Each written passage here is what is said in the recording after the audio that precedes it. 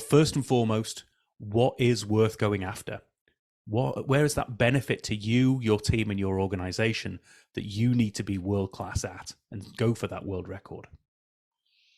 And then it's about focus. It's about understanding what's going on right now, finding the right tools and processes and techniques to deliver that excellence, and then practicing that so that you and your team become natural at delivering that. Hi, and welcome to Helping You Perform. I'm your host, Paul Teasdale. Over a career working with high-performing teams from across the globe, including 7 years working with Formula One team McLaren, I've learned a lot about what it takes to drive results. In this weekly podcast series, I'm going to be bringing you tips, tricks, and insights from the world of Formula One that you can apply for your organisation for your own high performance. Enjoy. Hi everybody, and welcome to another episode of Helping You Perform, where I'm bringing my tips, tricks, insights and stories from the world of F1 to help inspire you and to apply those learnings for yourself so that you can accelerate your own performance. I hope you enjoyed last week's episode 35, which is all about knowing your value and how knowing that value and bringing all of that value to the team and your organization can benefit absolutely everybody. Now, I had recorded a session for episode 36 previously which was all about the topic of changing the narrative. But actually, I'm going to save that for next week. I'm going to re-record it and we'll put that next week because I wanted to focus on something that has just happened over the weekend just gone, which was the Qatar Grand Prix, where not only did McLaren manage to achieve yet another second and third on the podium, so both of their drivers on the podium, which is an amazing success in itself, happened again. I think it was the same the week before. But the thing that I want to focus on is the fact that they set a new world record on Lando Norris's car, where they changed all four tyres in the pit stop in a world record 1.80 seconds. Now, first and foremost, I want to congratulate everyone in the team for achieving this, because this is the epitome of perfection that I know they strive for on a day-to-day basis. And this is something that, believe me, is not going to be beaten anytime soon. It's almost impossible to do, but I'm sure someone's going to find a way. But at the moment, this is the absolute pinnacle. So first and foremost, congrats to McLaren and the team. But I want to dive into a little bit about what does that mean? What does that feel like and how have they got there? And what can we learn and apply for our own selves? So first and foremost, for you, those of you who are on the video, you're going to see me doing this in real time. If not, just trust me. I've got my stopwatch in front of me and I'm going to say, change four tyres on the car. Let's time how long that takes. Change four tyres on a car. Now I've got that down as 1.94 seconds. So these guys have changed four tyres on a car quicker than it takes me to say change four tyres on a car.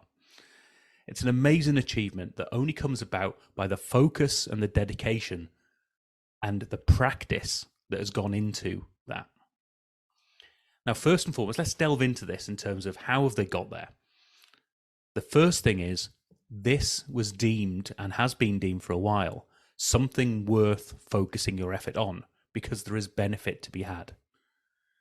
A while back, when pit stops included changing the fuel, for instance, it didn't really matter how much you focused on changing the tyres as quickly as possible because the fuel took longer than that to fill up.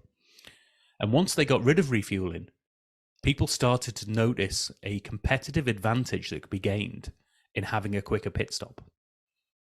And if you go back to that story, I think they went from about 7 seconds one year to about 3.5 the next year, and it's just got better and better since then. But obviously that's tailed off as the years have gone by because we've got closer and closer to what perfection could actually be. Now, when you start to see that, you see there's benefit in doing that. In this case, I could try to get around the track 2 or 3 seconds quicker, or I could save 2 or 3 seconds in the pit stop. It's actually a lot easier to save that time in the pit stop if you focus that action than it is on trying to get quicker and quicker around the track. You try and do both, but by doing that, you're getting an immediate competitive advantage. So that's something to focus on. What is the area of competitive advantage that it's worth you becoming a world champion at. Once it's there, you can start to focus on, do we truly understand each and every element that goes into achieving the perfect pit stop? So this is about review, video footage. It's about analysis. It's about standing there and focusing the effort to say, what can we do differently that's going to get benefit? Now that might be about tools and equipment. So maybe it's focusing on the guns that change the wheels. McLaren did a great thing of redesigning the wheels so that the nut was encapsulated in the wheel itself to stop problems happening where the wheel nut would actually go flying across the garage floor and they'd have to find a new one. So it might be about the tools that you've got, but it might just be about the coordination of your team working together. And that's about understanding not only what one individual can achieve, but what can a team of individuals achieve at the same time. A pit stop is only as quick as the slowest tire change. And so by understanding, first and foremost, who's doing this stuff really well, you can start to understand, how do we share that knowledge? Now, this is one of the insights I had in McLaren in the world of F1 that I wasn't really used to in a lot of previous businesses I'd worked in. A lot of the focus is on who's doing this badly and let's kick them and up the proverbial and give them some motivation to get better.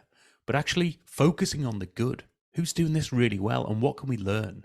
And create an environment where those individuals who have found a way of doing this really well and really consistently are open to sharing that so that everybody else can perform at the same level.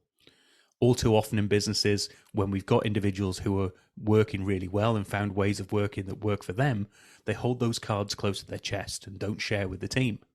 And ultimately, the whole business loses out because of that. And then it's about practice. It's about understanding, what is it that we need to achieve? How can we do it? And let's practice doing that so that it becomes natural to us. You'll notice on a weekend, a lot of the practice during the race weekend for the pit crew is actually at walking pace. So they don't try to practice at speed, they try to practice just so that remember the muscle memory of going through this. And so when all that comes together, it culminates, and I'll put the video in the show notes, little link here, it culminates in this ultimate perfection and a world record of 1.8 seconds, where all four tyres on that car are changed and the car's straight off again. It's poetry in motion when you see it. But what can we learn in business? What can we learn and apply to ourselves in that case? Well, first and foremost, what is worth going after? Where is that benefit to you, your team, and your organization that you need to be world-class at and go for that world record?